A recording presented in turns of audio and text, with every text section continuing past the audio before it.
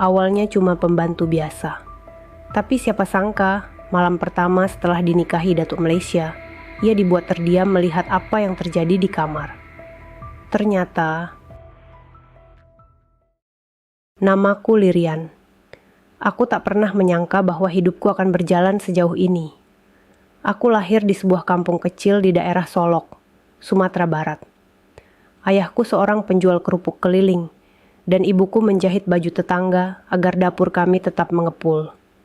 Sejak kecil aku sudah terbiasa bangun lebih pagi dari anak-anak lain, membantu ibu menjahit sambil mempelajari cara menyulam. Tapi apa daya, hidup miskin tak hanya menyakitkan, tapi juga melelahkan. Ketika aku berusia 18 tahun, aku memutuskan merantau ke Malaysia lewat jalur resmi. Aku diterima bekerja sebagai pembantu rumah tangga di rumah seorang pria terpandang, Datuk Rasman. Aku masih ingat betapa gugupnya aku saat pertama kali menginjakkan kaki di rumah mewah itu. Halamannya luas seperti lapangan bola, dan lampu gantung di ruang tamu lebih besar dari seluruh dapur di rumahku. Aku tidak langsung bertemu Datu. Yang menyambutku saat itu adalah kepala rumah tangga, Mak Piah, wanita setengah baya yang galak luar biasa. Ia tidak menyukai orang baru. Bahkan saat aku menanyakan di mana letak dapur, ia hanya mendengus. Cari sendiri, kalau tak bisa, tak usah kerja. Hari-hariku di rumah itu berjalan lambat dan sunyi. Aku hanya bisa menghibur diri dengan menyapu halaman sambil mendengarkan suara burung. Atau menunggu waktu sholat untuk bisa duduk tenang dan berbicara dengan Tuhan. Belum ada siapapun yang menyapaku dengan ramah, bahkan para pembantu lain seolah alergi terhadapku. Mereka menganggapku saingan, hanya karena aku selalu bangun paling pagi dan tidur paling akhir. Aku masih ingat hari pertama kali aku melihat Datuk Rasman secara langsung. Ia turun dari mobil hitam mewah dengan langkah pelan dan penuh wibawa. Wajahnya tegas, namun ada raut kesedihan yang belum pernah kulihat pada pria lain. Saat melewatiku di lorong rumah, ia hanya melirik sekilas. Tapi dari tatapan itu, aku tahu. Pria ini menyimpan sesuatu yang dalam di balik diamnya. Malam hari itu, saat aku sedang mencuci piring di dapur belakang, salah satu pembantu yang bernama Erna menghampiriku dengan wajah sinis. "Kau pikir bisa naik pangkat ya? Cuma karena wajahmu agak bersih sedikit," katanya. Aku diam. Aku tak pernah merasa wajahku istimewa, apalagi untuk diperhatikan seorang datu. Tapi entah mengapa, semenjak hari itu, aku merasa selalu diawasi. Setiap kali aku menyapu lantai, mencuci tirai, bahkan saat menjemur pakaian, aku bisa merasakan ada mata yang memperhatikanku dari kejauhan. Suatu sore, aku sedang membersihkan taman saat tanpa sengaja menjatuhkan vas bunga mahal. Pecah. Jantungku serasa berhenti.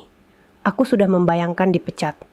Tapi yang datang menghampiri bukan Mak Piah, bukan pembantu lain, melainkan Datuk sendiri. "Apa yang terjadi?" tanyanya datar. Aku gemetar. "Maafkan saya, Datuk. Saya tak sengaja. Saya akan ganti dengan gaji saya." Ia memandangku lama. "Kau tahu berapa harga vas itu?" Aku menggeleng. "Tak penting. Aku lebih peduli tanganmu yang terluka. Jangan berdarah, nanti kena infeksi." Dia pergi, begitu saja. Tapi jiwaku gemetar. Hari-hari berikutnya mulai berubah. Datuk Rasman semakin sering terlihat di sekeliling rumah. Ia tidak pernah bicara banyak, tapi kadang-kadang ia menanyakan hal-hal kecil padaku. "Sudah makan? Bagaimana keluargamu di kampung? Kenapa kau sering menyendiri di taman belakang?" Aku bingung. Seorang datuk menanyai soal hidupku. Aku hanya pembantu rumah tangganya. Tapi hati manusia tidak bisa dibohongi. Aku mulai menunggu suaranya. Aku mulai menyiapkan teh favoritnya, bahkan sebelum ia minta. Aku mulai merapikan taman belakang setiap hari karena aku tahu ia akan ke sana. Namun, aku juga tahu tempatku. Aku sadar, aku hanya seorang gadis kampung miskin, tak pantas berharap lebih. Sampai suatu hari, ia memanggilku ke ruang tamu, untuk pertama kalinya. Di sana, hanya ada aku dan dia. Tak ada pelayan lain. Hening. Nafasku tercekat. Aku ingin bicara serius, Lirian. katanya. Hatiku berdegup kencang. Aku tidak tahu, tapi di sanalah. Hidupku berubah. Ruangan itu hening. Hanya terdengar detak jarum jam antik di dinding, dan jantungku yang berdegup seperti genderang perang. Datuk Rasman duduk di ujung sofa kulit berwarna marun. Wajahnya tegas, namun matanya seperti menyimpan gejolak. Aku berdiri gugup di depannya. Kedua tanganku gemetar, karena kupikir aku akan dimarahi. Mungkin aku telah melakukan kesalahan tanpa sadar. Mungkin aku akan dipulangkan ke Indonesia. Tapi kata-kata yang keluar dari mulutnya membuat nafasku terhenti. Aku ingin menikah denganmu, Lirian. Dunia seolah berhenti berputar. Aku menatapnya. Bingung apakah aku sedang bermimpi atau sedang dipermainkan. Tapi tidak ada senyum main-main di wajahnya. Tidak ada gurauan. Maaf, Datuk. Saya tidak mengerti. Suaraku pelan, seperti suara orang yang baru saja kehilangan keseimbangan. Datuk Rasman bangkit dari sofa dan berjalan mendekat. Tapi langkahnya tenang, penuh kendali. Kau tidak salah dengar. Aku ingin menjadikanmu istriku. Bukan pembantu, bukan pekerja. Istri. Aku menunduk. Seluruh tubuhku terasa ringan, seperti akan roboh. Ini terlalu aneh, terlalu tidak masuk akal. Kenapa saya, Datuk? Saya ini siapa? Karena kau membuatku hidup kembali, jawabnya tenang. Rumah ini sudah terlalu lama dingin. Sejak istriku meninggal 3 tahun lalu, aku hanya hidup dengan jasad. Kau datang, membawa kembali denyut. Aku ingin hidup lagi. Aku tidak tahu harus mengatakan apa. Otakku sibuk memproses kalimat itu. Hatiku sibuk menahan gemuruh rasa yang belum pernah kutemui. Tapi, saya cuma pembantu. Orang-orang akan menghina Datuk. Keluarga Datuk pasti. Mereka bukan yang menjagaku saat aku kehilangan. Bukan mereka yang menenangkan aku tiap malam dengan secangkir teh hangat yang tak pernah kuminta. Bukan mereka yang menyapu taman belakang saat hujan turun hanya agar bunga-bunga tetap tumbuh. Aku menangis. Bukan karena bahagia, tapi karena takut. Karena tahu betapa besar dunia yang akan kulewati jika aku menerima. Hari-hari setelah itu menjadi kabur. Mak Piah marah besar saat mendengar kabar lamaran itu. Ia menuduhku perempuan penggoda, wanita miskin yang memanfaatkan kebaikan Datuk. Lirian, kau pikir kau siapa? Istri Datuk? Kau cuma gadis kampung. Darah kau tak pantas masuk keluarga bangsawan Malaysia. Aku hanya diam. Aku ingin pergi. Tapi Datuk tak membiarkanku. Ia mengumpulkan seluruh keluarganya di ruang tengah. Di sana ada adik-adiknya, keponakannya, bahkan kerabat jauhnya. Semua berpakaian rapi, seperti siap berperang. Datuk berdiri dengan tegas. Aku akan menikahi Lirian. Siapapun yang tidak setuju, tidak perlu datang ke akad. Tapi aku tidak akan membatalkannya. Salah satu keponakannya berdiri. Datuk, ini memalukan. Masa menikahi pembantu? Mau dibilang orang apa keluarga kita ini? Datuk hanya menjawab, orang akan mengatakan banyak hal, tapi tidak satu pun dari mereka yang tahu rasa kehilangan dan sepi yang aku alami, kecuali Lirian. Itu adalah pertama kalinya aku melihat seseorang membelaku di depan banyak orang. Bukan karena terpaksa, tapi karena tulus. Akhirnya, tak ada yang bisa melawan. Keluarga terdiam. Mereka tahu, Datuk tak pernah main-main. Seminggu kemudian, aku dinikahkan secara sah. Sederhana, hanya beberapa orang terdekat yang hadir. Tidak ada pesta mewah, tidak ada gaun putih mewah, tapi mataku dipenuhi air mata. Di balik semua itu, aku tahu badai baru akan datang. Karena dunia luar belum tahu siapa aku. Namun yang lebih membuatku gelisah adalah malam itu. Malam pertama, malam di mana aku resmi menjadi istrinya, dan aku tidak tahu apa yang akan terjadi. Malam itu, aku duduk di tepi ranjang besar berseprai putih lembut. Udara kamar dipenuhi aroma melati dan kayu cendana. Semua terlalu sunyi, terlalu indah, dan aku terlalu gugup. Aku mengenakan gaun tidur satin sederhana yang diberikan oleh Datuk lewat Mak Piah. Meskipun wanita itu masih menatapku seolah aku adalah virus yang mengotori rumah ini. Tapi malam ini tak ada yang bisa menghalangi waktu. Aku sudah menjadi istri sah dari Datuk Rasman. Tapi hatiku tak tenang. Aku bukan istri berpengalaman. Aku bahkan tak tahu harus berkata apa, bersikap bagaimana. Aku hanya tahu bahwa malam pertama adalah malam yang ditakuti sebagian besar perempuan sepertiku. Takut diperlakukan hanya sebagai objek. Takut kehilangan harga diri. Takut melihat sisi lelaki yang belum pernah kulihat. Pintu kamar terbuka perlahan.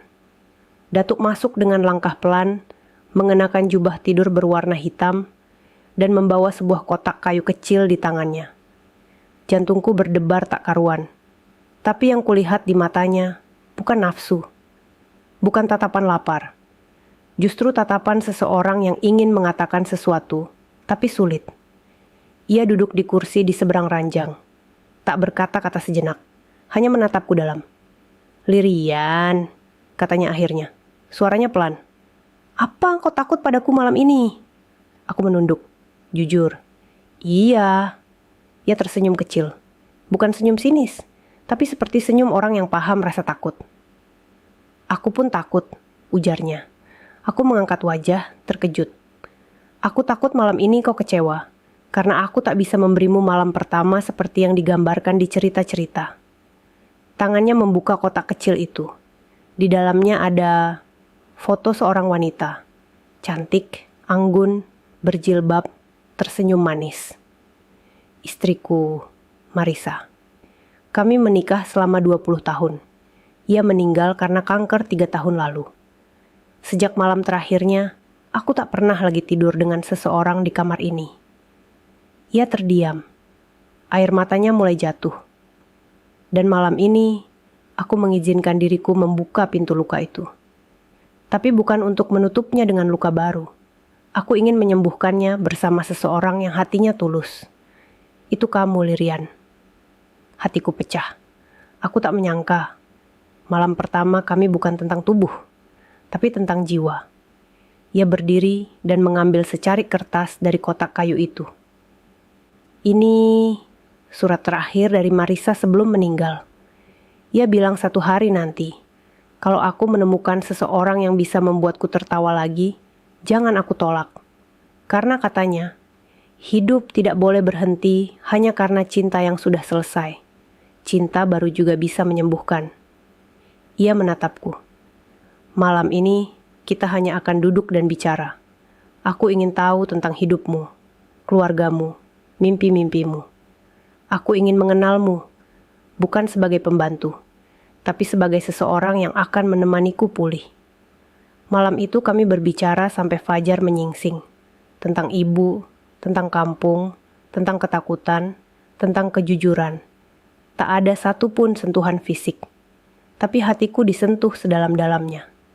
Itu adalah malam pertama yang tak pernah kupikirkan. Tapi malam yang tak akan pernah kulupakan. Aku mulai mengerti, cinta sejati tidak selalu datang dengan gairah, tapi dengan luka yang dipeluk dan jiwa yang disembuhkan. Sejak malam pertama yang menggetarkan jiwa itu, hari-hari kami berjalan dengan tenang dan penuh hormat. Datuk Rasman mulai sering mengajakku sarapan bersama di balkon. Ia menceritakan rencana-rencana masa depannya, bahkan memintaku untuk ikut dalam keputusan rumah tangga. Rasanya masih tak nyata, tapi dunia luar tak seindah dalam kamar kami. Saat kabar pernikahan kami tersebar, media sosial meledak. Judul-judul berita online bermunculan. Pembantu Indonesia menikah dengan datuk terkaya Malaysia. Wanita misterius ini rebut hati Datuk Rasman. Siapa dia sebenarnya? Skandal atau cinta sejati? Awalnya aku tak peduli, tapi perlahan komentar-komentar itu menghancurkan hatiku. Pasti perempuan ini pakai susuk. Pembantu naik kelas, ya. Datuk pasti kena guna-guna, tak masuk akal. Bahkan keluarganya mulai menyebar fitnah di belakang kami. Mereka menyewa wartawan gosip untuk menyelidiki masa laluku. Foto lamaku waktu mencuci di sungai kampung viral di Facebook. Beberapa bahkan menyebarkan hoaks bahwa aku pernah bekerja di klub malam. Semua palsu. Datuk Rasman marah besar, tapi ia tetap tenang. Ia mengajakku ke ruang kerja dan menyerahkan secarik surat. Ini surat warisan. Aku sudah mengubahnya. Semua usahaku akan kau kelola bersama tim keuanganku. Bukan karena aku tidak percaya diriku akan hidup lama, tapi karena aku ingin semua orang tahu, kau bukan bayangan, kau nyata. Kau pemilik setengah dari masa depanku. Aku menolak.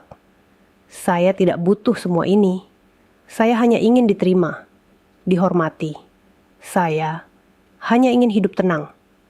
Tapi dunia tidak membiarkan kami tenang. Suatu malam, aku pulang dari pengajian kecil di masjid dekat rumah. Di pintu gerbang, aku dicegat dua wanita. Salah satunya, keponakan Datuk, menamparku tanpa basa-basi. Puas kau sudah hancurkan kehormatan keluarga ini. Kau pikir Datuk cintakan kau? Dia cuma kesepian, kau hanya pengisi waktu. Aku tidak melawan, aku diam. Tapi tanganku gemetar, hatiku berdarah. Esok harinya, aku memutuskan untuk menghilang sejenak. Aku menulis surat untuk Datuk. Singkat, aku pergi bukan karena menyerah, tapi karena cinta kadang perlu diuji oleh jarak. Aku ingin tahu, apa benar aku berarti? Atau hanya pelarian? Lirian. Aku kembali ke Indonesia, ke kampungku, menyendiri, menjahit. Menangis di bawah langit sore yang pernah menyaksikan aku memeluk luka. Hari demi hari, tak ada kabar. Tapi pada hari ke-27, aku di kampung. Sebuah mobil hitam berhenti di depan rumah. Dari dalamnya keluar seorang pria tinggi, berjas, wajahnya kelelahan. Datuk Rasman. Ia datang sendiri, tanpa ajudan, tanpa pengawal. Wajahnya penuh air mata. Aku mencarimu kemana-mana. Jangan pernah tinggalkan aku lagi seperti ini, Lirian. Tanpa kamu, rumah itu kembali dingin. Jiwaku kembali kosong. Ia berlutut di depan ibu dan memohon restu untuk membawaku kembali. Bahkan ibu pun menangis. Dan hari itu, aku tahu, cinta kami bukan lagi sekadar antara pembantu dan majikan. Tapi dua orang yang sama-sama patah dan memilih untuk saling menyembuhkan, meski dunia tak pernah menyetujui. Aku kembali ke rumah yang dulu terasa asing. Tapi kali ini bukan sebagai pembantu, bukan sebagai pelengkap sunyi. Aku kembali sebagai istri yang dicintai, dihormati, dan dipilih. Rumah itu masih mewah. Pilar-pilarnya masih berdiri megah. Tapi yang berubah adalah atmosfernya. Saat aku melangkah masuk, para pembantu lain kini menunduk penuh hormat. Bukan karena takut, tapi karena mereka mulai memahami siapa aku. Mak Piah, yang dulu bagaikan duri dalam hidupku, mendekat sambil membawa nampan teh. Tangannya sedikit gemetar. Saya minta maaf, Datin Lirian, katanya dengan suara tercekat. Aku terdiam, memandang wajahnya yang dulu begitu keras. Kini, raut itu sudah luluh. Saya cuma takut Datuk tersakiti. Tapi saya salah, saya buta. Aku menggenggam tangannya. Tak apa, Mak Piah. Kita semua pernah takut, tapi cinta bukan untuk ditakuti. Cinta untuk dijaga, bersama-sama. Hari-hari kami setelah itu menjadi lebih kuat. Datuk Rasman mengajakku ke berbagai acara formal. Ia menggandeng tanganku di depan publik, di tengah sorot kamera, di tengah bisik-bisik penghinaan yang masih berusaha menyusup. Tapi setiap kali ia memegang tanganku erat, aku tahu, aku tidak sendiri lagi. Aku pun mulai aktif dalam kegiatan sosial. Aku mendirikan yayasan untuk perempuan-perempuan migran yang terlantar di negeri orang. Aku tahu rasanya diinjak, dipandang rendah, dianggap tidak layak. Dan aku tak mau perempuan lain merasakannya tanpa pertolongan. Salah satu momen paling emosional adalah saat aku berdiri di sebuah panggung seminar internasional. Memperkenalkan diriku bukan sebagai istri Datuk, tapi sebagai Lirian, perempuan biasa yang diberi kesempatan luar biasa untuk memperjuangkan yang tak terlihat. Aku melihat wajah-wajah yang tadinya memandangku sinis, mulai melunak. Bahkan salah satu keponakan Datuk yang dulu paling membenciku datang diam-diam setelah acara. Saya minta maaf Kak Lirian, Ternyata kami semua salah. Kami menilai dari kulit. Tapi kakak punya isi yang lebih dari semua yang kami miliki. Air mataku jatuh. Dan Datuk semakin tua, semakin hangat. Ia tidak lagi sekadar pria berwibawa. Ia menjadi sahabat jiwaku. Kami sering menghabiskan waktu di taman belakang. Taman yang dulu hanya jadi tempatku menyendiri kini menjadi tempat kami menertawakan masa lalu dan merancang masa depan. Suatu malam, ia memberikanku sebuah kotak kecil. Di dalamnya ada kunci. "Kunci apa ini?" tanyaku.